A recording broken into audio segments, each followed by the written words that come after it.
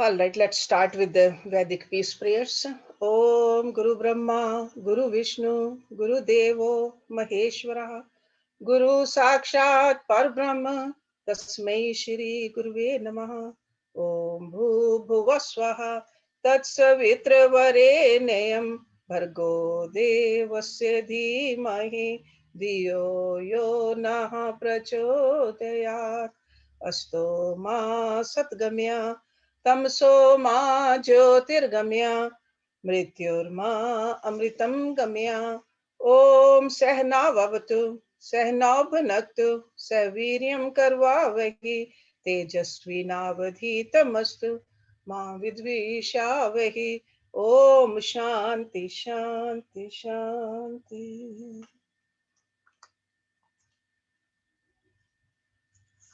We often use the word Ved or Veda. Okay, the actual pronunciation is Ved. Okay, Ved. That means knowledge. Knowledge of the truth that governs the universe. That kind of a knowledge. As texts, they were compiled by Ved Vyasa. So his name is Vyasa, but since he compiled the Ved, he is called Ved Vyasa. He compiled it into 4 volumes, this truth. Rig Ved, Yajur Ved, Sam Ved, and Atharva Ved. These are the names of those 4 ancient texts. And they are the very foundation of Hindu philosophy or Vedic philosophy or Sanatana philosophy. These textbooks are considered the highest authority and the supreme means of knowledge in determining the nature of the dharma and the nature of the absolute truth, Brahma. Okay, that's what's in there. What to do, what not to do, how to do, where to do, all that is given in there. What is the goal of life? It's given in there. Each Ved has 3 sections. So 4 books, all 4 books got 3 sections. Karma Kand, Upasana Kand, and Gyan Kand. Karma Kand is the ritualistic portion. And you're all familiar with the 3 obstacles for us humans to know the absolute truth. Those 3 obstacles are Mal, Vikshep, Avarna. So this first section, the Karma Kanda, ritualistic portion, it helps us to get rid of the Mal. Mal means the impurities of our mind. Okay? The flaws in our mind. If we follow this ritualistic portion properly. And what is the Mal of the mind or the flaws in the mind or the blackishness in the mind is attachment, dislikes, anger, greed, etc. So this portion contains rituals to fulfill our special and worldly duties. So Karma Kand is not less important, but we got to follow it properly though. Got to remember when we do the rituals, what is the purpose of doing the rituals? If I have been doing the rituals for 10 years, do I see that my mind is more pure or not? So purity is the outcome of doing the rituals. That's what Karma Kand teaches us. Then I told you another section of each Ved. Okay, all 4 Vedas, 3 sections. So the first Karma Kand, second is the Upasana Kand. And this is all written in the mantra form. There are mantras in there. Sanskrit mantras.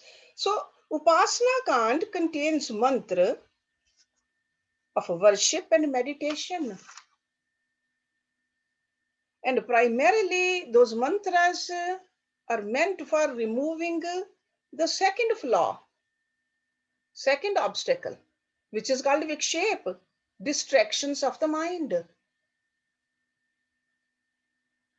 Okay, so when we do the upasana, meditations, reflections, we got to make sure that, hey, is my mind fully concentrated or not? That's why we recite these mantras, Vedic peace prayers, before studying something deeper, so that we can really dig deeper into this subject matter. Okay, so mind needs to be single pointed.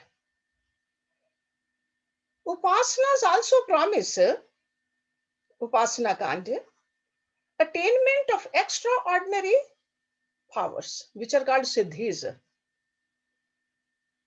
or even having the power so that we can attain the heavenly bodies also. But a guru is the one who says, do not get attached to those powers. Your aim in life is not to get powers. Powers will come. Be aware of them. And the third one is Gyan Kand, which contains the self-knowledge, which removes the ignorance. Self-knowledge is the one which removes ignorance. And what is that flaw or the obstacle? In Sanskrit, avarna. So Karam Kand removes the mal. Upasana Kand removes the vikshep. And the Gyan Kand removes the avarna of our own true nature. It's a covering over our true nature. We need to remove that. Because it is the ignorance of our infinite nature that gives rise to all our desires. If you want to really check yourself, more worldly desires you have, that means the thicker the layer of the ignorance. Because why do we have desires? For fulfillment. Ultimate fulfillment is knowing yourself. So farther you are from that knowledge, more the desires. So ignorance. So that's why they are called calm. So they in turn engage us in various actions, various karam. And those karam or the actions are the one which result into pain and sorrow, or even a joy and a sorrow. Sure, there are some karam we do which give us sorrow, pain, sorrow also, but some happiness also. But we often feel that joy comes and goes, but sorrow seems to remain all the time. That is the effect of these worldly desires. So total fulfillment and peace can arise only by the removal of basic ignorance behind all desires, actions, joys, and sorrow. That's what the Vedic tradition tells us. Gyan Kand is also called Upanishads. So the Upanishads which we study, one of the Upanishads which are going to start today, that is part of Gyan Kand. So the word Upanishad means self-knowledge. Okay? All the Upanishads in different ways, sometimes through the help of the story, or sometimes through the dialogue between the guru and the disciple, they open up this knowledge for us. There is a Sanskrit saying, Upanishad Shabden Brahm Vidya Uchyate. Brahm Vidya. Okay, about the absolute. So Upanishad Shabden Brahm Vidya Uchyate. So an object can be known by different people by different names, but it is knowledge which remains the same. See, for example, water can be known by many different names, but that doesn't mean the water changes. Whether we call it pani or neer or jal or water or aqua or H2O, it's the same thing. The names change. The same thing about this Brahma or the God. Names are many, truth is only one. That's what Brahma Vidya is. That's what Upanishads tell us. Again, the knowledge takes place through a specific means of knowledge, which is called Praman. For example, the color of an object is perceived only by the eyes, not by the ears. So self-knowledge is the means that removes ignorance of the self, and therefore Upanishad is the means. Okay? So this obstacle can be removed only through this mean, Upanishad. So Upanishad is the means for knowledge of the truth and self. So self-knowledge is one.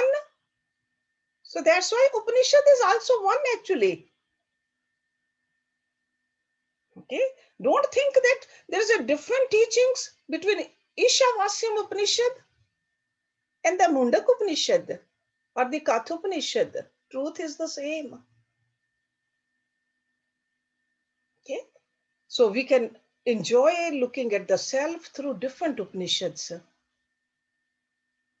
because each has its own special beauty and reveals some aspect of the truth elaborately.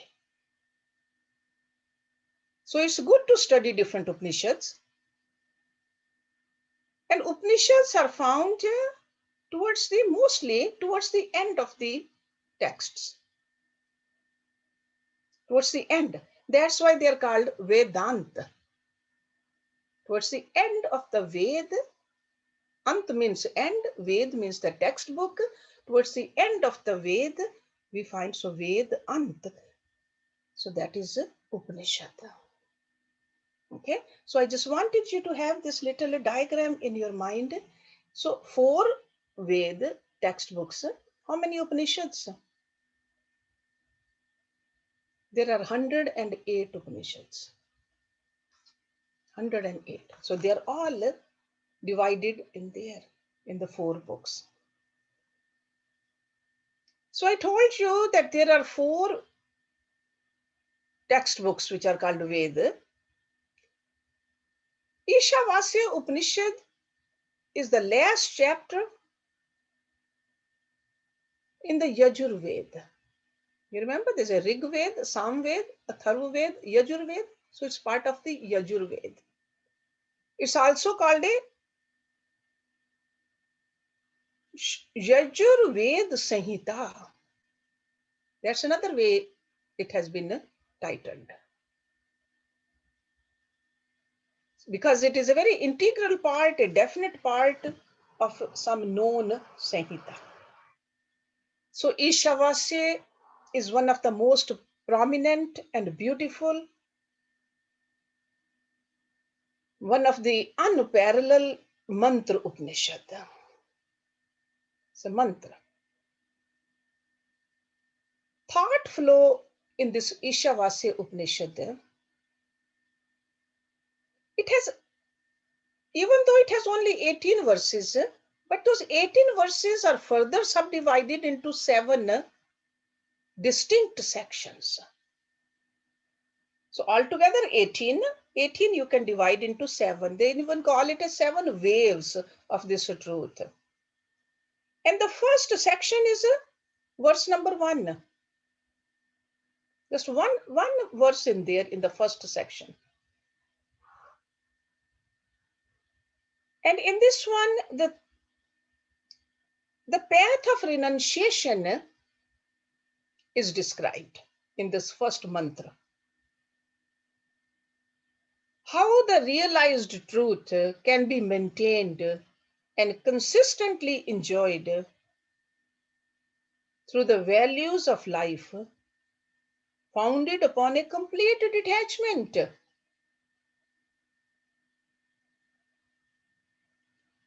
from all the material glory Not just little bit, all the material glory,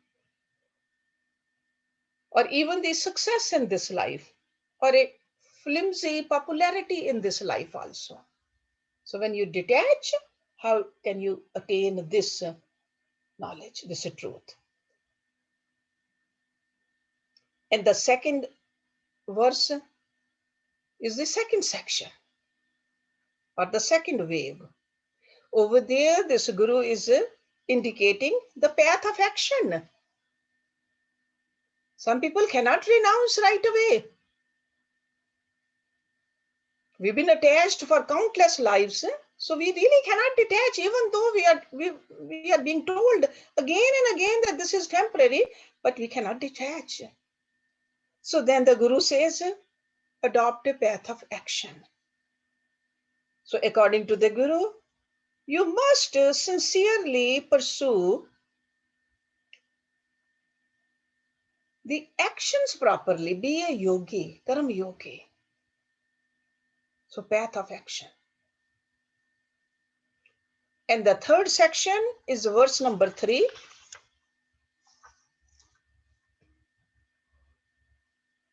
If you refuse to walk either of these two paths, the Guru says, you will definitely go into pain and darkness. Almost like a warning in the third verse, third section. And in the fourth wave, verse number 4 to 8. So that is like a whole section, 4 to 8. What exactly is the goal of life is mentioned there, which is already indicated in the first verse. But how one who has gained that goal will thereafter live in his inner world of subjective truth experience. We'll see that, how that is described. Okay. And then this Rishi, in the next 6 verses, 9 to 14, that is a fifth section, indicates to us that knowledge and action are to be taken together. Okay. So they both, you cannot just one path alone. Sure, initially you might be inclined towards one path, but ultimately you got to merge these two together, hand in hand, if they are to be coaxed to yield their maximum dividend. Neither of them is to be practiced to the exclusion of the other. That's what we'll see that he is going to um, elaborate on that. So, harmonious and very integrated program. They mutually strengthen each other. And ultimately, this pair of these two takes the individual seeker to the state of self recognition, self awareness. Then, sixth section, verse number 15th through 17th.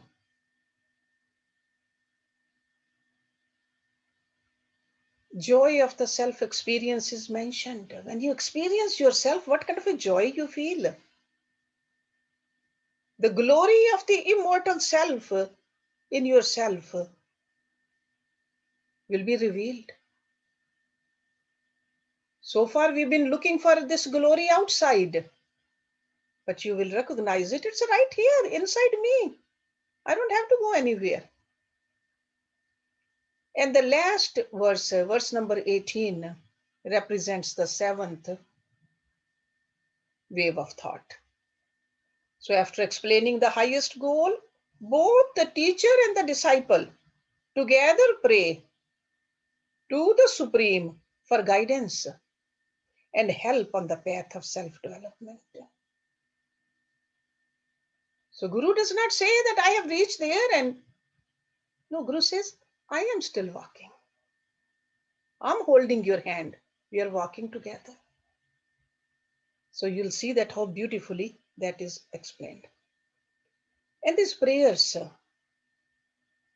what is a prayer? Why do the gurus pray also? Why do we see that any God incarnate, when they come in a human form, they also pray? Prayer is a technique by which we tune ourselves to the highest. Just a technique. Whether we sit on the ground or whether we sit on a chair, doesn't matter. Connection has to be there. Whether we look up or we look within, whether we close our eyes, whether we cover our head or uncover our head. Those are just only societal norms. Ultimately, prayer is a technique by which we tune ourselves to the highest perfection. And what happens? We come to invoke in ourselves a greater perfection of both the mind and the intellect. Because we still have these tools, we need to learn how to use them. We got to bring more and more purity into our mind and intellect.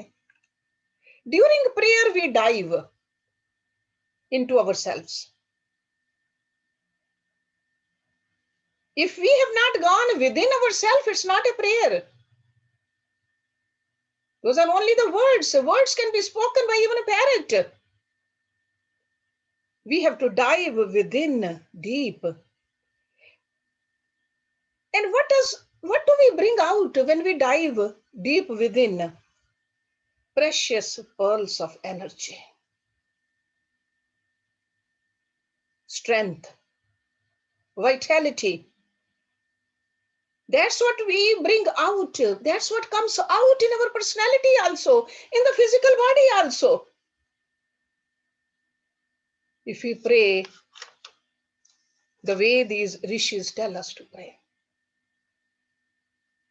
Prayer is not just a superficial means to just cry to God to get something.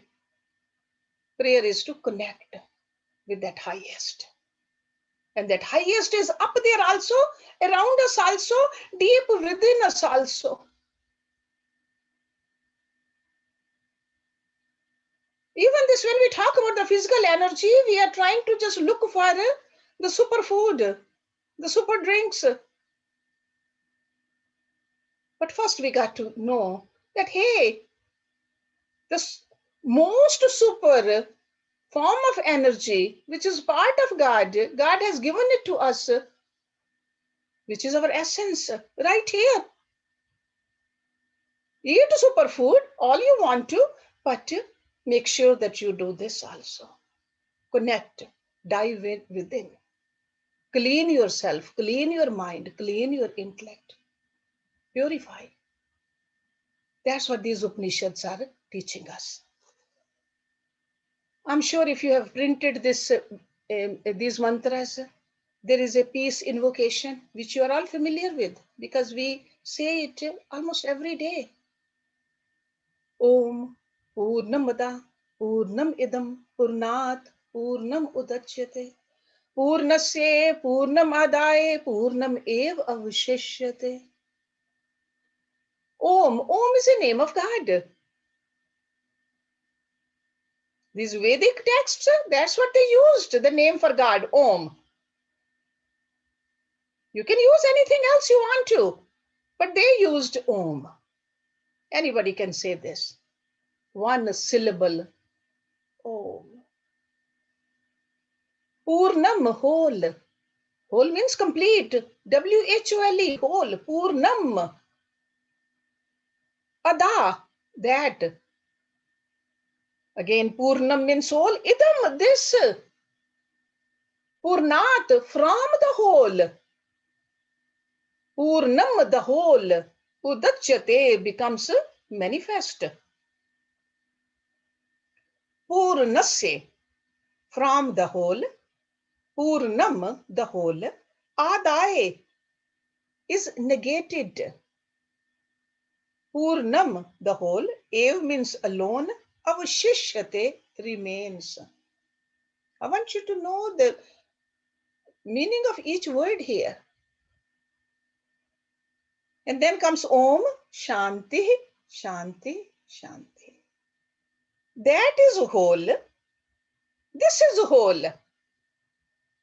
That means the Brahm is whole, complete, infinite. This is also complete, the manifested world. From the whole becomes the manifest.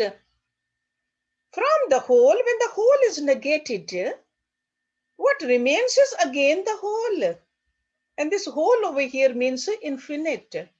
Infinite minus infinite is still infinite. So the great reality, absolute, infinite, is expressed here by the common pronoun that. Okay, so that means this infinite. There is a definite purpose and a deep significance for this uses. So he's not using it just superficially over here, the word that. There's a meaning behind it. Because after living a life fully, vitally,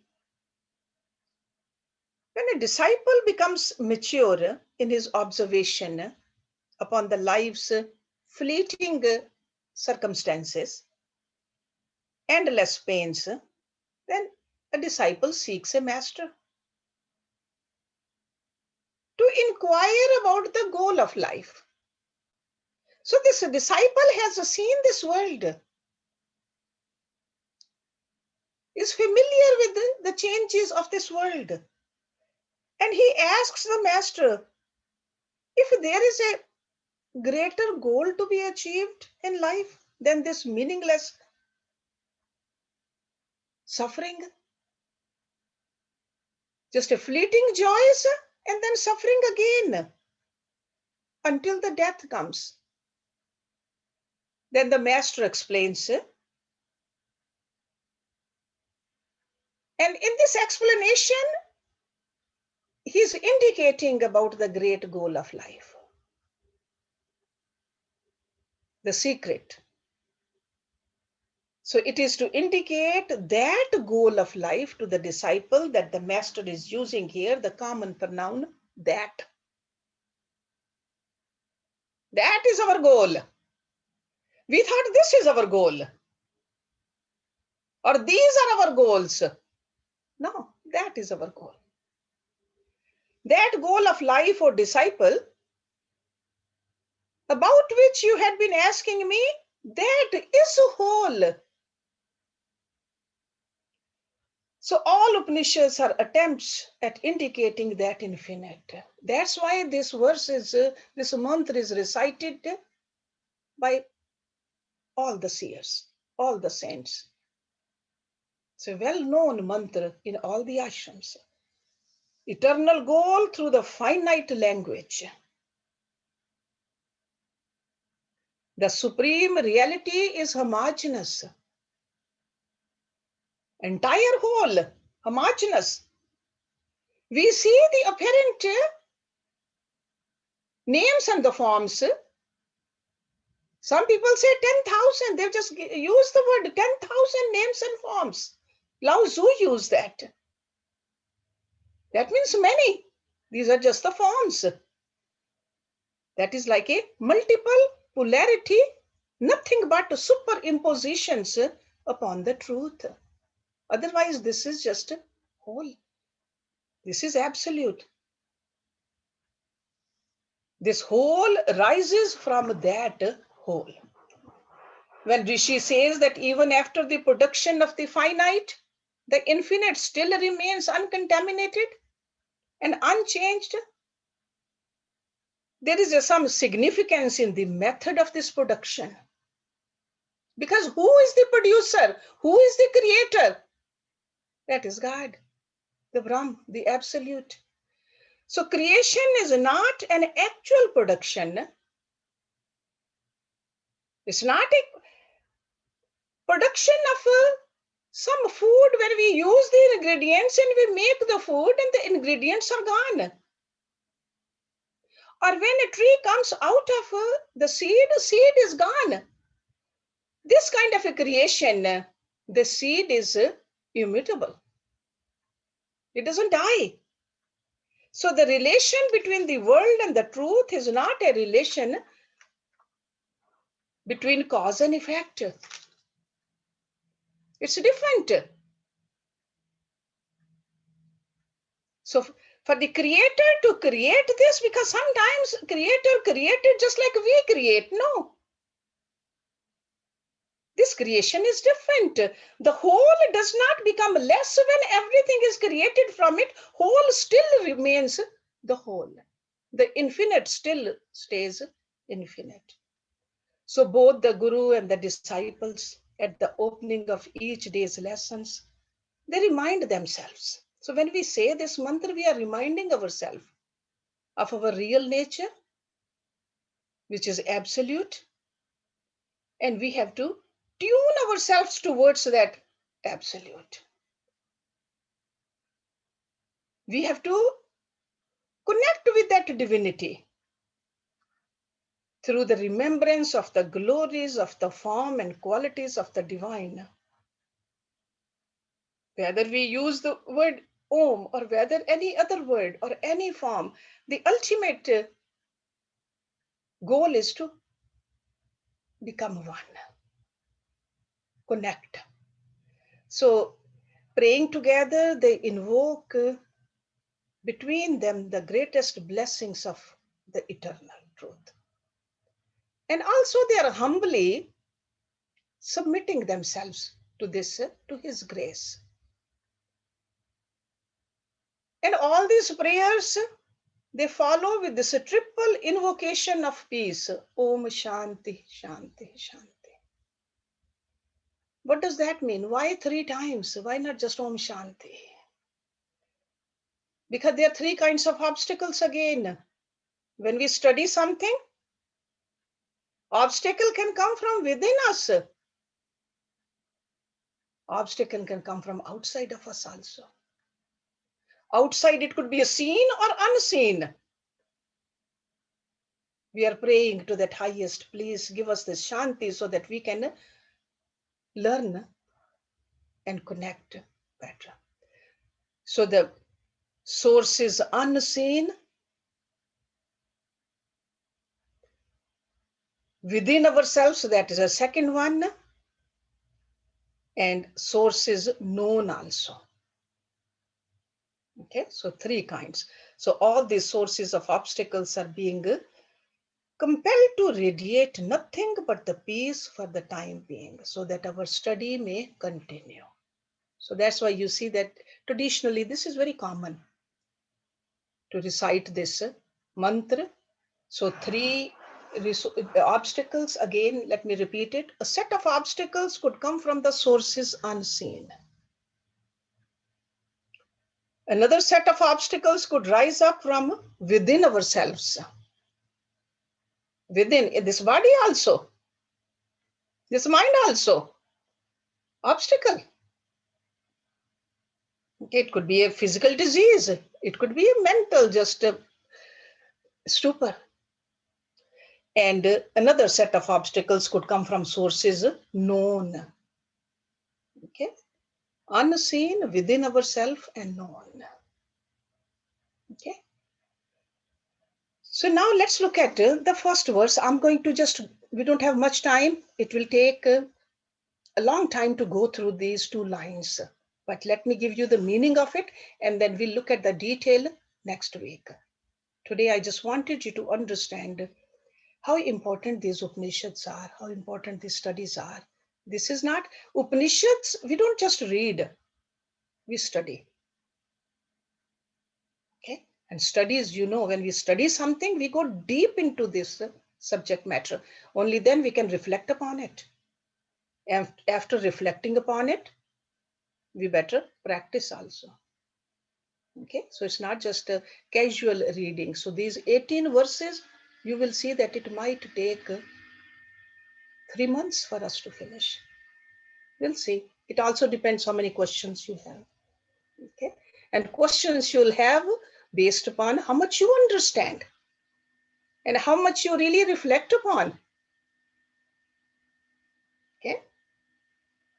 Om Ishavasyam idam sarvam yat kimcha jagatyam jagat ten tyak ten bhujindha ma gridha kasye svit dhanam. Again, Om, that's a God. Ishavasyam, in dwelling or clothing of the Lord. Okay. Vas means the clothing also.